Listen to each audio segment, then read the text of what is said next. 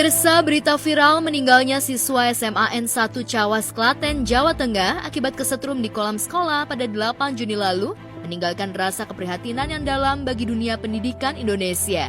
Fajar Nugroho yang menjabat sebagai Ketua OSIS SMA N1 Cawas begitu gembira ketika mendapatkan kejutan ultah dari teman-temannya. Ia pasrah ketika sehabis meeting tubuhnya dilumuri tepung lalu diangkat dan diceburkan ke kolam renang dengan kedalaman 1,5 hingga 1,75 meter. Di dalam kolam, Fajar sempat tertawa bahagia, namun saat hendak naik ke atas diduga kakinya menginjak kabel pompa air listrik hingga tubuhnya mendadak kejang-kejang dan kembali tercebur ke dalam kolam.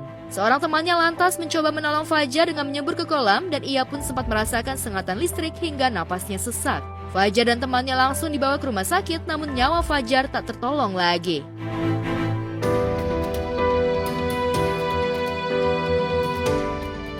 Putranya meninggal di hari ultahnya yang ke-18 tak pernah terbayangkan di benak orang tua Fajar Nugroho. Mereka meski sangat berduka, orang tua Fajar akhirnya menerima kenyataan itu sebagai takdir yang harus diterima dengan lapang dada.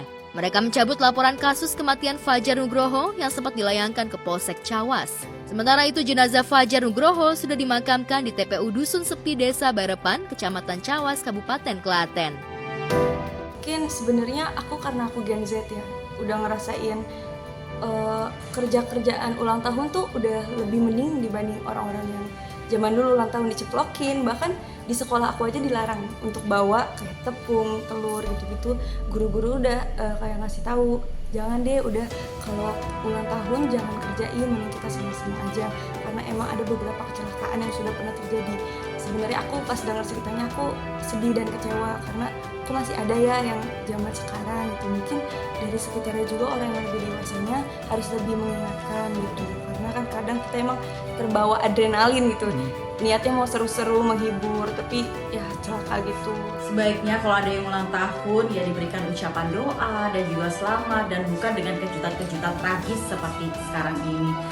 Nah, semoga untuk keluarga korban diberikan kekuatan kesabaran serta untuk korban semoga husnul khotimah, dan ini sekali lagi semoga bisa menjadi sebuah pembelajaran untuk kita. Alangkah lebih baiknya tidak hanya pihak sekolah tapi juga pihak aparat kepolisian menindaklanjuti supaya hal-hal seperti ini tidak terjadi di kemudian hari.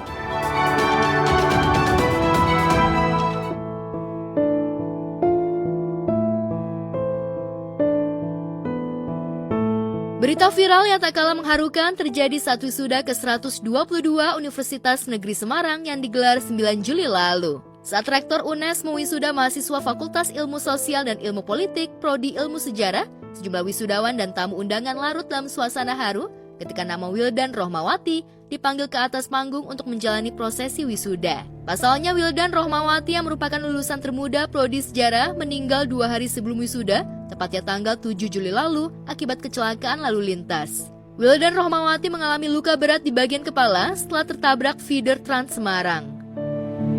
Pada momen yang membanggakan ini akan dilanjutkan prosesi penyerahan ijazah untuk almarhumah Wildan Rohmawati oleh Rektor didampingi Dekan FISIP. Almarhumah Wildan Rohmawati SOS, wisudawan FISIP yang berpulang ke rahmatullah pada hari Minggu tanggal 7 Juli 2024, tepat 2 hari sebelum wisuda hari ini. Semoga alhamdulillah husnul khotimah mendapat tempat yang mulia di sisinya. Amin ya robbal alamin. Yang tiba-tiba mekar di taman, meski bicara dengan bahasa tumbuhan. Hadirin, kita beri apresiasi tertinggi untuk wisudawan termuda program studi ilmu sejarah FISIP, Wildan Rohmawati.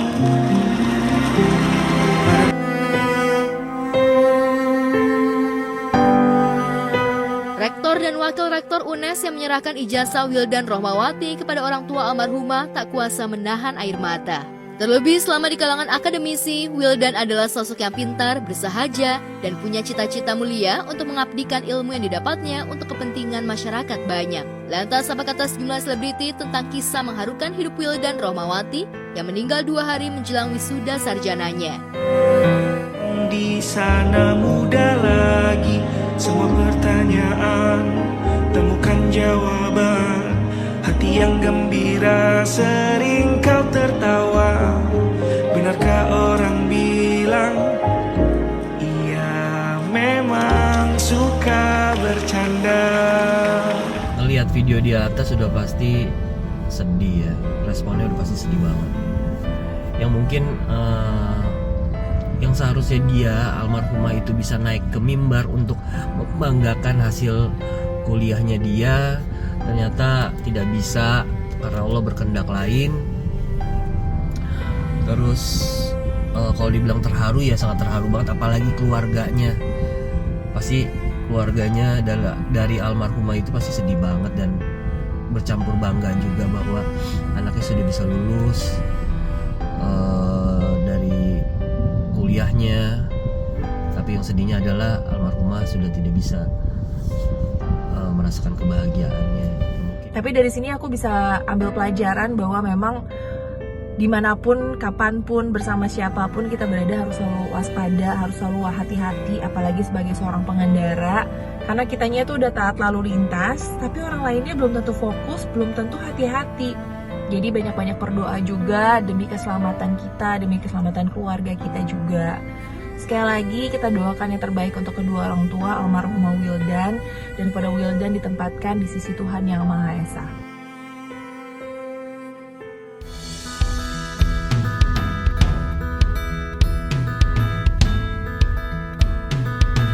Gemerlap kehidupan pribadi Aurel Hermansyah dan Atta Halilintar kembali menjadi sorotan masyarakat. Pada ulang tahun Aurel yang ke-26 yang jatuh 10 Juli kemarin, Atta memberikan kado super spesial yaitu buket bunga, kue tar 10 tingkat, serta tas yang dibentuk dari susunan uang Rp100.000. Alih-alih menghindari hujatan netizen seperti yang terjadi saat ia memberikan kado barang-barang branded pada ultah Aurel tahun lalu, sikap Atta dengan memberikan uang cash yang dibentuk sedemikian rupa justru mengundang komentar negatif dari netizen. Flexing Atta dituding sudah kebangetan. Lantas apa kata Atta terkait hujatan netizen yang lagi-lagi dialamatkan padanya?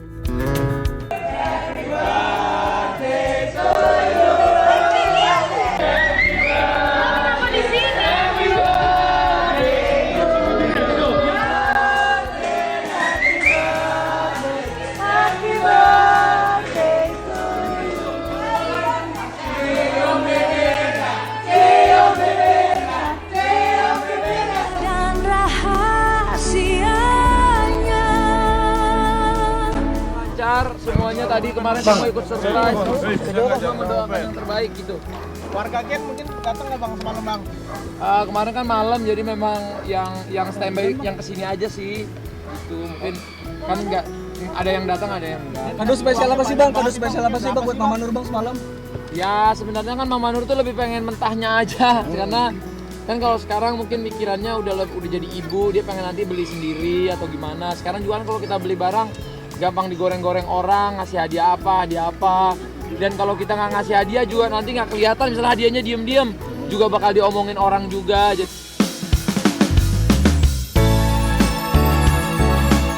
Kado ultah menjadi kontroversi tak mengurangi kebahagiaan Aurel. Tudingan flexing diimbangi Aurel dengan aksi sosial nyata dengan berbagi rezeki kepada anak-anak yatim piatu. Ibu dua putri ini memberikan 10.000 alat sekolah untuk 250 panti asuhan di berbagai daerah. Jangan belakang. Ayo munduran. Jadi kita mau hari ulang tahunnya istri saya, jadi mau ajak jalan-jalan gitu. Kemana bang? Ini kita mau ada berbagi. Handphone tuh. Jadi mau siapin 6.000 paket untuk anak yatim piatu. Mungkin dengan cara kemarin, insya Allah habis itu Mama Nur juga pengen sebagian duitnya pengen dibagi-bagiin. Hari ini kita nyiapin pengen 6.000 paket buat anak-anak yang yatim piatu buat sekolah. Ini kita mau pergi sekarang. Ini uangnya totalnya banyak banget Ya, bang. totalnya berapa sih bang Atta? Totalnya? Ya nggak tahu lah, adalah pokoknya buat cukup lah, pokoknya cukup buat bagi-bagi ke orang cukup.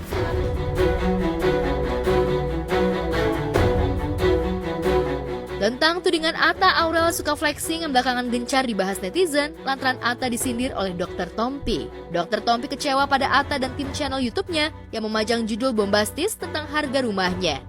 Dr. Tompi keberatan rumahnya disebut seharga 150 miliar oleh Atta tanpa konfirmasi darinya. Ketika diprotes dan jawaban Atta untuk seru-seruan, Dr. Tompi semakin murka hingga menyindir Atta di akun Instagramnya. Pakar operasi plastik itu menyebut YouTuber yang gemar flexing seolah melakukan pembodohan terhadap masyarakat. Gara-gara judul bombastis yang dibuat Atta untuk konten bedah rumah, Dr. Tompi mengaku sampai didatangi pihak pajak rumah dan bangunan. Lantas apa kata Atta soal kekecewaan Dr. Tompi padanya?